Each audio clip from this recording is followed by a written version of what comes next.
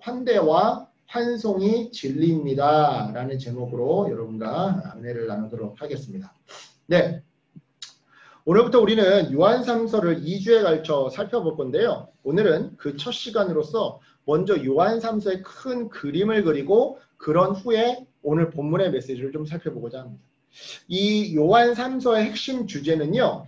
참된 진리를 전하는 선교사나 목회자들이나 또는 전도자들, 그러니까 꼭 전도사님이 아니라 길거리에서 노방전도하는 그런 전도자들, 이런 사람들을 잘 대접해 주라는 내용이에요. 표면상으로는, 표면상 드러나는 상으로는. 그렇다면 이런 맥락에서 이 요한3서의 뒷이야기, 배경을 좀 재구성해 볼 건데요. 자, 저자인 사도 요한은요, 당시에 이 순회 전도자들을 보내서 오늘날로 말하자면 선교사들을 보내서 예수님의 복음을 전하도록 하고 있었습니다. 네. 오늘 본문 이 3절에서 형제라는 표현이 등장하고요. 또 5절에서 형제, 또 나그네 된 자들, 10절에 형제, 12절에 데메드리오가 바로 이 요한이 파송한 선교사들이었던 것이죠. 이들은요, 예수님을 믿지 않는 사람들에게 찾아간 건 당연하고, 이미 예수를 믿고 있는 교회에도 방문했었더랬는데요. 왜냐? 앞서 이 요한 1서, 2서에서도 제가 이제 말씀드렸던 것처럼 당시 교회들에는요, 영지주의적 이단들이 꽤 많이 침투해 있었기 때문입니다. 그에 반해 당시 이 교회에 이 선교지에 개척된 현지인 리더들이 있는 그 교회의 리더들은요, 오늘날 같은 이 신학교가 있었던 것이 아니었기에 이 신학적 깊이가 부족했고, 따라서 이단들의 거짓 가르침을 분별하기에는 그 실력이 굉장히 부족했던 것이죠. 실제로 제가 이제 10년 전쯤에 아프리카 부룬디에 갔었을 때, 여러분 부룬디가 어디 있는 나라인지도 모르죠? 여러분 혹시 영화 호텔 르완다라는 영화 보셨는지 모르겠어요. 저기 누구지? 영화가 뭐더라? 갑자기 생각이 안 나네. 아이언맨 말고 아이언맨 친구인데, 로다주 친구인데 파란색 슈트 입고 다니는 사람 있잖아요. 돈치들인가? 하여튼 그 배우가 주인공으로 나온 영화예요. 호텔 르완다라고 해가지고 르완다 부룬디 내전을 후치족하고 후투족하고 서로 이제 내전을 일으켰던 그거를 이제 영화로 만든 영화인데, 거기에 이제 르완다라는 나라가 잠깐, 부룬디라고 하는 나라가 잠깐 나와요. 이제 위에가 르완다고 밑에가 부룬디거든요. 제가 부룬디에 갔을 때, 단기성교 갔을 때 겪었던 일인데요. 심지어 여호와 증인이나 그런 어떤 이단들이요, 그 중앙아프리카의 작은 나라에도 이미 다 들어와 있어요. 그러니까 선교사님들이 이제 열심히 현지인 리더들, 현지인 목사를 세우잖아요. 3년 동안 교육해서. 그리고서는 이제 도서상관벽지. 근데 도서상관벽지라고 해서 아주 멀리 떨어져 있는 건 아니에요.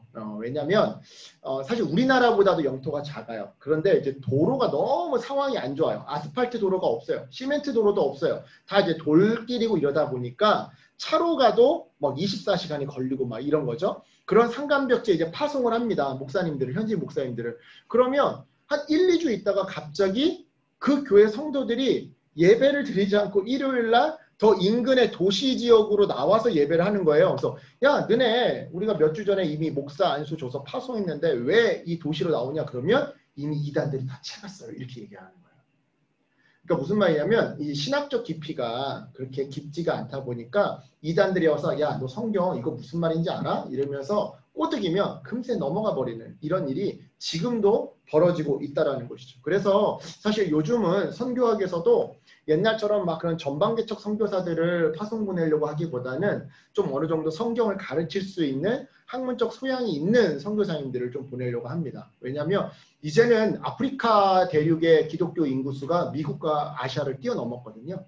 그래서 사실은 이제 기독교의 중심은 미국도 아니고 아시아도 아니고 한국도 아니고 아프리카입니다. 사실 인구수로 따지면, 기독교인으로 따지자면 이미 시대가 그렇게 변했어요. 그렇기 때문에 우리가 예전처럼 아프리카에 복음 전하러 간다라는 거는 좀 많이 변했고, 이제 아까 전에 말씀드린 것처럼 그들에게 좀 더 신학적 깊이를 좀 가르쳐주고 교사들을 훈련하기 위해서 이제 선교사들을 좀 파송하려고 요즘에 선교 본부들이 다 이렇게 변화되고 있죠. 여하튼 간에 이런 맥락 속에서 이 사도 요한에게 훈련받은 이 훈련된 선교사들은요, 예수님을 믿지 않는 사람들 뿐만 아니라 이미 예수님을 믿는 교회들에게도 찾아갔던 겁니다. 왜냐? 이단 가르침을 정화하고 필터링을 하고 바른 가르침을 심어줘야 했으니까 말이죠. 그런데 문제는 뭐였냐면요, 어떤 교회는 사도 요한이 파송한 이 선교사들을 잘 영접한 반면에, 제가 이제 애니메이션에 이제 이동까지 넣었어요. 네. 이거 넣느냐고 이것도 또 30분 넘게 걸렸어. 어떤 교회는 선교사들을 문전박대 했더라는 거예요. 아무도 웃질 않는구나. 막 튕겨나가는 거 보면서 야, 잘 만들었다 막 혼자 막 그랬었는데 문전박대 했더라는 겁니다. 그렇다면 여기서 선교사들을 잘 영접한 교회는 어느 교회냐? 오늘 본문 1절에 가이오라고 하는 사람이 리더로 있던 교회였어요. 자, 네. 그렇다고 반대로 선교사들을 문전박대한 교회는 본문 9절, 우리가 읽진 않았지만 본문 9절에 나오는 이 디오드레베라고 하는 사람이 리더로 있던 교회였죠. 자, 이 디오드레베는요, 사도 요한에 대해 악한 말로 음해를 하면서 교인들을 선동했는데요. 한마디로, 야, 못 믿어온 요한이 파송했는데 어떻게 그 파송 선교사들을 믿을 수 있겠냐? 그 또한 못 믿지 않겠느냐? 라는 식으로 이제 음해를, 거짓 선전을 했던 것이죠. 이런 논리로 그는요, 요한이 파송한 선교사들을 내쫓았던 겁니다. 그래서 요한은요, 선교사들을 잘 맞이한 이 가이오를 칭찬하면서 동시에 디오드레베의 행동은 잘못되었음을, 그러니까 너 가이오야, 너는 디오드레베에게 물들지 말아야 함을 이야기할 필요가 있었던 겁니다. 특별히 12절에 등장하는 데메트리오 선교사를 잘 맞이해 주라고 부탁하면서 말이죠. 여기까지가 이 요한 3서의 뒷이야기, 배경입니다. 이 요한 3서에 숨겨져 있는. 그렇다면 이러한 배경 이해를 가지고 이제 본격적으로 본문을 좀 살펴보고자 하는데요. 먼저 자 1절을 보세요. 1절을 보시면 장로인 나는 사랑하는 가이오, 곧 내가 참으로 사랑하는 자에게 편지하노라. 가이오라고 하는 사람에게 지금 사도 요한은 편지를 보내면서 인사를 건넵니다.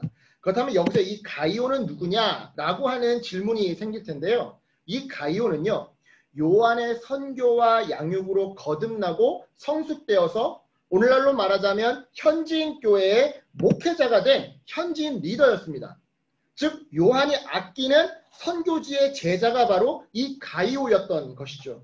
그래서 요한은요 2절과 5절에서 이 가이오를 가리켜 사랑하는 자라고 부르고 또한 4절에서는 자녀라고 불렀던 건데요. 이처럼 마음으로 나온 정말 자식 같은 제자 가이오를 향해 요한은요 1절에서 참으로 사랑한다라고 고백합니다. 참으로 사랑한다. 그런데 지금 이 1절에서 참으로라고 하는 표현은요 번역이 좀 잘못된 표현이에요. 왜냐? 헬라어 원어를 보면 참으로가 아니라 진리 안에서라고 쓰여져 있거든요. 자, 이게 왜 중요한 거냐? 이 요한 3서를 비롯해서 제가 지난번에도 말씀드렸지만 요한 1서 그리고 요한 2서는요 모두 다 진리와 사랑을 같이 강조합니다. 네. 특별히 요한 2서는 우리 전에 설교 들었던 요한 2서는 진리 없는 사랑은 무지하고 사랑 없는 진리는 인색하다라고 말하면서 이 두 개가 함께 있어야 함을, 진리와 사랑이 함께 있어야 함을 강조했더랬죠. 네. 그래서 그냥 내가 사랑하는 자에게 편지하노라 라고 말하면 될 것을 굳이 내가 진리 안에서 사랑하는 자에게 편지하노라 라고 말하더라는 것이죠. 왜요? 전에 이 요한 2서 강의하면서도 말씀드렸지만 진리를 따르는 것과 사랑을 행하는 것은 동의어니까. 성경 속에서 같은 개념입니다.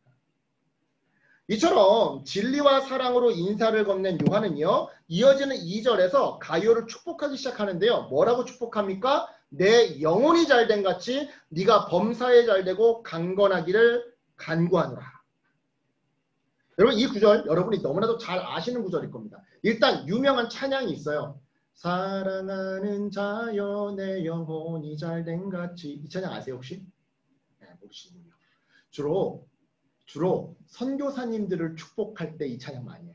선교사님 축복할 때 이 찬양이랑 세상이 당신을 모른다 하여도 주님은 그 이름 마음에 새겨, 이 찬양이랑 사랑하는 자여 내 영혼이 잘된 것, 이 찬양 많이 하는데 네, 죄송합니다. 여러분에게 이런 찬양을 좀 많이 소개를 했었어야 되는데 아무튼 이게 찬양으로도 유명한데 또 하나 유명한 이유가 있어요. 뭐냐? 바로 그 유명한 삼중복음, 삼중축복이 바로 이 구절을 통해서 만들어졌기 때문이에요. 그래서 우리나라의 어떤 교단은 이 말씀을 거의 뭐 하나님 사랑, 이웃 사랑보다 더 중요한 말씀처럼 이렇게 암송하고 다니곤 하는데요. 하지만 여러분 엄밀하게 말해서 이 구절은요. 사실 삼중복음, 삼중축복과는 전혀 상관이 없는 그런 구절입니다. 왜냐? 먼저 첫 번째로요. 이 표현은 단순히 초대교회뿐만 아니라 당시 그리스 로마 지역에 살던 사람들이 편지에서 흔히 쓰던 관용적 인사말이었기 때문이에요. 즉 예수를 믿던 안 믿던 모든 사람들도 사용하던 그 당시 흔한 인사말이었다 이 말이죠. 또한 두 번째로 이 2절에 사랑하는 자여 내 영혼이 잘된 같이 해서 그 잘된 네가 범사에 잘되고 해서의 그 잘된다 라는 표현은요. 헬라어로 유오도라고 하는 단어인데요. 이 단어의 뜻은 성공하다, 번영하다가 아닙니다. 무탈하게 지내다가 뜻이에요. 네, 무탈하게 지내다. 즉 2절은 사랑하는 자여 네 영혼이 무탈하게 지낸같이 네가 범사에 무탈하게 지내고 강건하기를 내가 간구하노라 라고 읽어야 올바른 표현이다 이 말이죠. 마지막 세 번째로 이 표현은요. 사실 영지주의자들을 비꼬기 위한 표현이었기 때문입니다.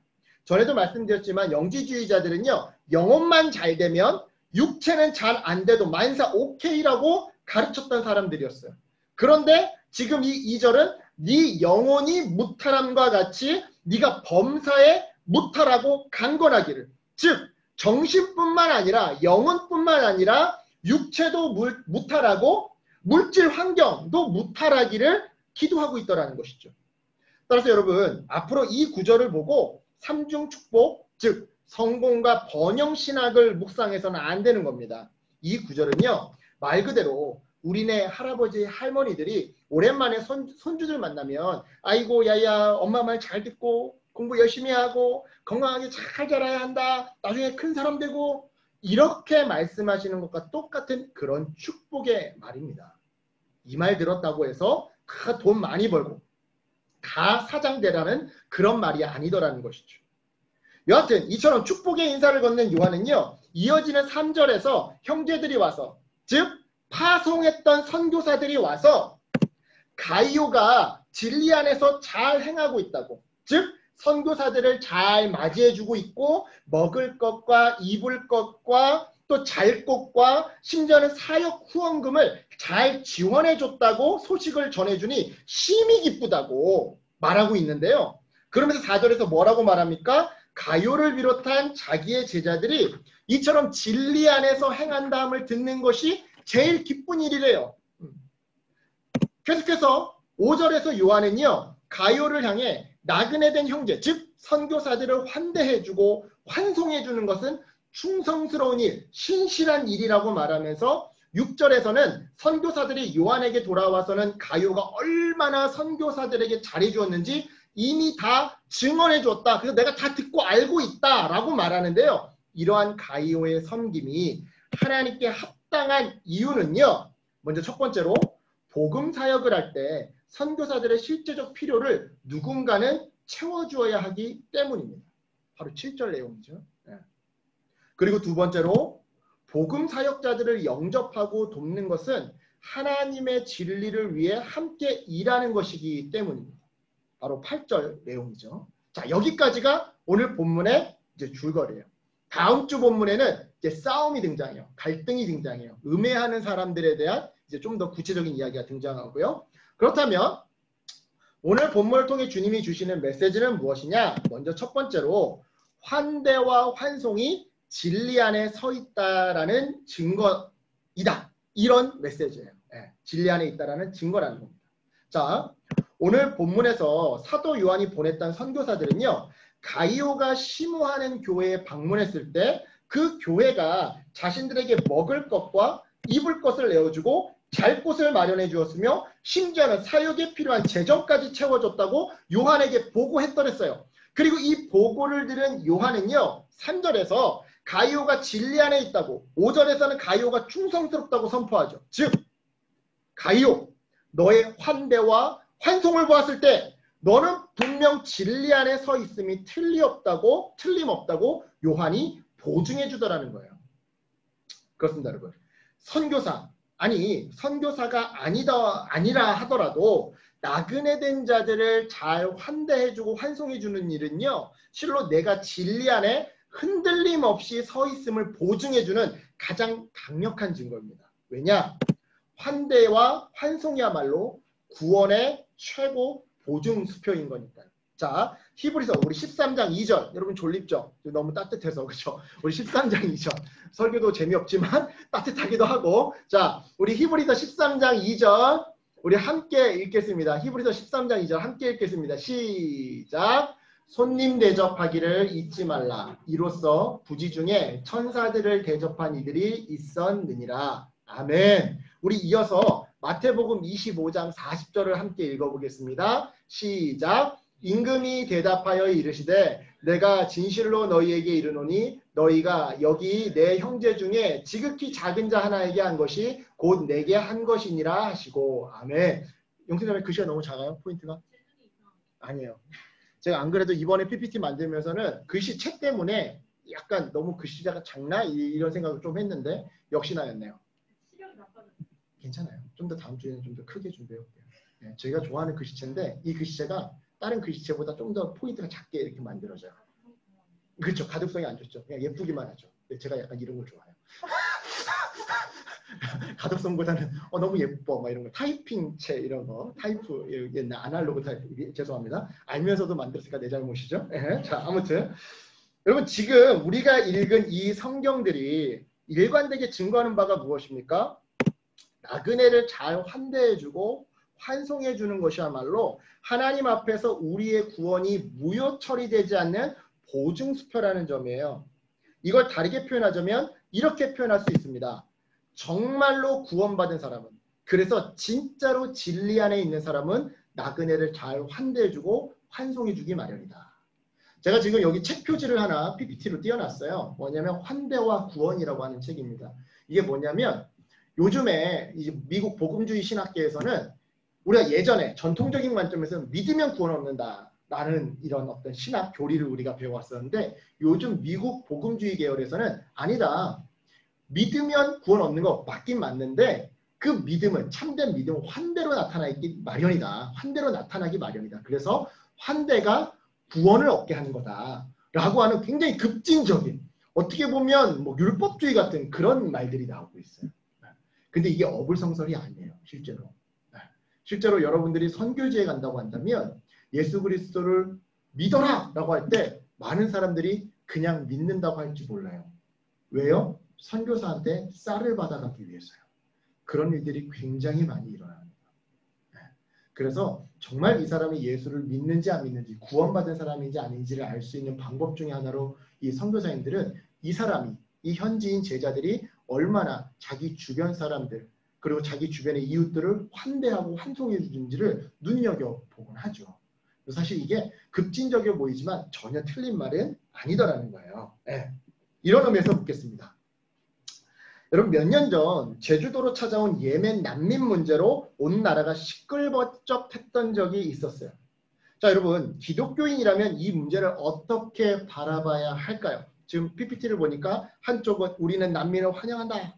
또 한쪽은 막 가짜 난민 특혜 반대 막 반대하고 있어요. 딱 봐도 지금 진영이 나뉘는 것 같죠? 우리는 어떻게 바라봐야 할까요? 그 무슬림 난민들을 무조건 받아줘야 할까요? 아니면 무조건 추방시켜야 할까요? 성경을 가르치는 사람으로서 제 생각은요. 무조건 받아들이면 안 된다라는 것입니다. 하지만 동시에 무조건 추방시키는 것도 안 된다라고 하는 것이 저의 생각입니다. 왜냐? 성경 말씀 때문에 그래요. 신명기 10장 19절에 이렇게 증언합니다. 너희는 나그네를 사랑하라. 전에 너희도 애굽 땅에서 나그네 되었음이니라. 뿐만 아닙니다. 앞서 우리가 살펴봤던 구절들과 무엇보다 오늘 본문이 우리에게 말하는 바가 뭡니까? 나그네를 향한 환대와 환송이 진리 안에 있다라고 하는 다른 말로 구원받았다라고 하는 증거라는 거예요. 그러니 그들을 무조건 추방시킬 수만은 없다라는 것이죠. 물론 그렇다고 해서 무조건적인 수용을 말하는 것은 아닙니다. 무슬림을 혐오해서는 안 되겠지만 동시에 이슬람의 그 영적인 위험성을 또 너무 가볍게 봐서도 안 되는 것이죠. 아마 이 부분에서는 정부와 국회에 많은 준비가 필요하다라고 생각됩니다. 하지만 그건 정부가 할 일이고 우리가 정부에게 요구해야 할 일이고 우리는 일단 그들에게 영구적인 수용은 아니더라도 잠시라도 먹을 것과 입을 것과 잘 것과 쓸 것을 도와주어야 마땅한 것이죠. 비단 난민 문제뿐만이 아닙니다. 길에서 만나는 노숙자들이나 가난한 목회자들 또한 어려운 선교사들이나 고통 가운데 있는 낯선 이웃들을 만날 때 여러분 그들을 잘 환대해 주시고 환송해 주시기를 바랍니다. 그게 우리가 진리 안에 있다라고 하는 증거이자 구원의 보증수표예요. 제가 마지막으로 띄워드린 이 사진은요. 실제로 예멘 난민 사태 때 제주도의 어떤 교회의 모습입니다. 그 제주도의 어떤 교회 목사님은 일단 이 사람들이 왔는데 일단 이 사람들을 추방하고 안 하는 거는 나중 문제, 정부가 정할 내용이고 일단 도와달라고 왔는데 이들을 도와야 될 거 아니냐라고 하면서 이들의 자녀들과 부녀자들이죠. 즉 여자들이에요. 여자들과 자녀들에게 한글을 가르쳐주고 또 영어를 가르쳐주는 그런 모습이에요. 네. 실제로 예멘 난민 사태 때도 기독교 안에서도 크게 두 가지 전혀 다른 흐름들이 있었던 것이죠. 네. 이런 맥락에서 여러분 이런 맥락에서 오늘 본문을 통해 주님이 주시는 두 번째 메시지는요. 환대와 환송이 진리를 전하고 있다라는 증거라는 겁니다. 지금 여러분 이 사진에 나오는 이 선교사님을 여러분 관심 있게 좀 봐주세요. 물론 여러분들이 신학을 하시는 분이 아니어서 이분을 평생 가야 뭐 또 볼 일이 있을라나 모르겠지만 김동문 선교사님이라는 분인데요. 예멘 난민 사태 때 제주도에 내려가서 이슬람 사람들하고 상담을 해주고 이들의 어떤 비자 문제나 이민 문제나 이런 것들을 굉장히 발벗고 많이 도와줬던 선교사님이에요. 이분은 실제로 선교사이고 이스라엘과 중동 지역에서 굉장히 오랫동안 터키, 요르단 뭐 이쪽 지방에서 굉장히 오랫동안 선교사를 하셨고 이슬람 선교사님들 중에서도 크게 두 개는 아닙니다. 이슬람은 무조건 나쁘다라는 분과 그래 나쁜 부분도 있지만 그들도 우리의 이웃이다. 그런 테러를 일삼는 사람들은 일부고 대부분의 이슬람 사람들도 그냥 순박하다. 그들의 경전과 가르침이 잘못된 거지 그 사람들이 아예 태어날 때부터 잘못된 인종들인 건 아니다 라고 하는 친이슬람 선교사님들 두 개로 이렇게 나뉘는데요. 김동문 선교사님은 이 친이슬람 선교사님 계열에 계시는 분이에요. 그리고 성경적으로도 굉장히 이 지리에 밝아서 좀 지리적으로 올바른 해석을 많이 이렇게 제안해 주시는 분이죠. 여하튼 제가 그 사진을 좀 일부러 좀 의도적으로 좀 가지고 왔어요. 여러분 꼭 입으로만 외쳐야 진리를 증거하는 것이 아닙니다. 입으로 하는 것 말고 다른 방식으로도 진리를 충분히 증거할 수 있는데요. 여기에는 특별히 두 가지 방식이 더 있습니다. 먼저는 삶으로 증거하는 것이고요. 다음으로는 후언으로 증거하는 일입니다. 먼저 삶으로 증거한다는 것은요. 쉽습니다. 이런 거예요. 성경의 정신을 한마디로 말하자면 뭘까요? 바로 사랑이죠. 이 사랑이라고 하는 진리를 전함에 있어서 말과 혀로만 하지 않고 행함과 진실함으로 전하는 거예요. 지금 광약교회 봉사활동하는 거죠. 그 노량진 광약교회, 영등포 노량? 나 갑자기 왜 생각이 안 나지? 아무튼 광약교회라고 노숙자만 전문적으로 이렇게 봉사하는 교회가 있어요. 거기서 지금 자원봉사하고 있는 거죠. 네. 즉 나그네들을 향한 그리고 가난한 사역자들을 향한 환대와 환송을 통해 야! 예수 믿는 사람들은 서로 사랑하는 사람들이구나. 저들이 믿는 하나님은 사랑의 하나님이시구나. 라고 하는 것을 사람들에게 보여줘야 하는 것이 바로 삶으로 진리를 증거하는 일이더라 이 말이죠. 이어서 후언으로 증거한다는 것은요. 흔히들 알다시피 선교사님들이나 목회자들을 후원하는 일입니다. 즉 그들이 진리를 증거하는 일에 있어서 사역에 집중할 수 있도록 그래서 결과적으로 예수 그리스도 그 참되신 진리를 아는 사람이 더욱 늘어나도록 그들의 필요를 돕는 것 또한 진리 확장에 동역하는 일이더라 이 말이죠. 지금 이 왼쪽에 계시는 한상훈 선교사님은 제가 아까 전에 말했던 부룬디 선교사님이세요. 이제 저희가 갔을 때는 다른 선교사님이었고 그 선교사님이 20년 동안 한 나라 부룬디에서 내전까지 다 겪고 그렇게 하시고 이제 은퇴하신 뒤에 아프리카 부룬디에 가셨던 지금 가서 사역하고 계세요. 이분은 주로 이제 전에 계셨던 선교사님들은 교육 사역에 매진했다고 한다면 이분은 이제 돼지를 키워서 나눠주고 2마리로 불려서 1마리 되갚으면 그 1마리는 이제 갖게끔 하는 그래서 그 가난한 아프리카를 이렇게 살리는 그런 이제 선교 사역을 하고 계시는 선교사님이죠. 근데 여러분 우리가 선교 헌금을 하다 보면 이런 함정에 빠지곤 해요. 내가 10만 원 헌금했어. 그런데 왜 빨리 열매가 맺어지지 않지? 내가 100만 원 선교 헌금했어. 근데 왜 제자를 아직 한 명도 못 만든 거지? 왜 침례를 한 명도 못 준 거지? 도대체 이 선교사님 가서 놀고 있나? 여러분 그렇게 보시면 안 돼요. 어떤 지역은 정말로 복음이 잘 들어가는 사람들이 있는 반면에 어떤 지역은 정말 선교사님들이 20년 사역해도 한 명의 제자를 남길까 말까 어려운 지역도 있어요. 근데 우리는 너무 현대사회에 익숙하다 보니까 뭡니까? 투자 대비 회수 이 개념으로 생각을 하는 거예요. 내가 10만 원, 100만 원, 1000만 원을 헌금했는데 왜 이 선교사님한테 열매가 나지 않을까? 그러시면 안 돼요. 여러분. 선교사님들을 도와드릴 때는 얼마나 고생하실까? 여러분 그런 말이 있습니다. 배우자를 잃는 스트레스를 100이라고 하면요. 선교사님들이 허니문 기간이 끝나고 그러니까 맨 처음에 갔을 때는 와 신기해. 막 여기는 음식도 신기하네. 건물도 신기하네. 막 그럴 거 아니에요. 그 허니문 기간이 끝나고 나서 문화 충격과 이 서로 이 언어도 다르고 서로 어떤 정서도 다르고 다 다를 거 아니에요. 그로 인해서 받는 스트레스가 300에서 400이라고 합니다. 배우자를 잃었을 때 스트레스를 100으로 기준을 삼았을 때 문화 충격으로 받는 스트레스가 300에서 400이라는 거예요. 그러니까 진짜 그분들은 우리의 도움이 필요하더라는 것이죠. 그렇습니다, 여러분. 복음을 살아내는 사람도 복음 전도자인 거고요. 복음 전도자를 섬기는 사람들도 복음 전도자인 겁니다.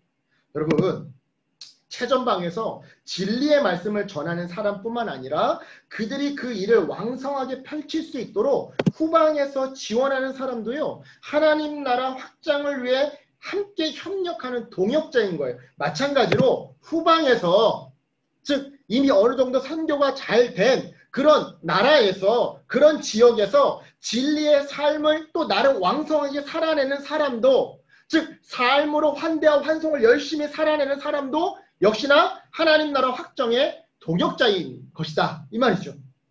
그러니 여러분 기회가 되신다면 아니 기회를 얻든 못 얻든 환대와 환송을 말로 전하시기 바랍니다. 그리고 삶으로 살아내셨으면 합니다. 무엇보다 적은 X라도 단 한 사람이라도 좀 결단하시고 여러분들이 선교사님들을 좀 후원했으면 좋겠어요. 여러분 이것이 바로 환대와 환송을 말로 그리고 삶으로 그리고 섬김으로 전하는 삶입니다. 이러한 자가 바로 하나님 나라의 일꾼인 것이죠. 말씀을 정리하도록 하겠습니다. 오늘 본문을 통해 우리 주님은요. 첫째, 환대와 환송이 진리 안에 서 있다라고 하는 증거이며 둘째, 환대와 환송이 진리를 전하고 있다는 증거라고 말씀하십니다. 정리하자면 환대와 환송이 진리라고 말씀하고 계시더라는 거예요. 네. 오늘 우리 아까 전에 읽었던 본문을 보시면 야 가이오야 네가 진리 안에 행한다는 얘기를 들으니까 내가 참 기쁘다. 여기서 진리는 뭐예요? 가이오가 행한 환대와 환송이에요. 즉 오늘 본문에서 말하는 진리는 환대와 환송이라는 것이죠. 여러분 지금 제가 이제 영화 포스터를 하나 이렇게 PPT에 실어놨어요. 뭐 이번 아시는 분은 아시겠지만 영화 심야 식당이죠. 제가 정말 좋아하는 일본 드라마, 일본 영화입니다. 네. 조금 다른 결일 수도 있겠지만 흔히들 교회는 진리의 공동체라고 이제 교회를 가리켜 부릅니다. 진리의 공동체. 그렇다면 과연 진리의 공동체는 무엇일까요? 오늘 본문의 비유에서 보자면 진리의 공동체란 환대가 살아있고 환송이 살아있는 공동체일 것입니다. 저는 그것의 모델을 이 심야식당에서 찾곤 해요. 이 심야식당은요. 여러분 지금 보시면 알겠지만 이분들이요. 다 사회 되게 이런 말 좀 표현이 좀 거북스러울 수 있겠지만 하층민이라고 할 수 있는 사람들이에요. 뭐 호스티스 바에 나가는 사람들, 게이 바에 나가는 사람들부터 시작해서 밤 12시가 돼야 겨우 퇴근하는 사람들 아니면 심야 택시기사 운전자들 이런 사람들이 밤 12시가 지나면 허기진 배를 때우기 위해서 여기에 오는 거예요. 오면 그냥 이 주방장이 그날 있는 재료를 가지고 요리를 해줍니다. 그리고 그냥 그 사람들의 넋두리를 들어주는 거죠.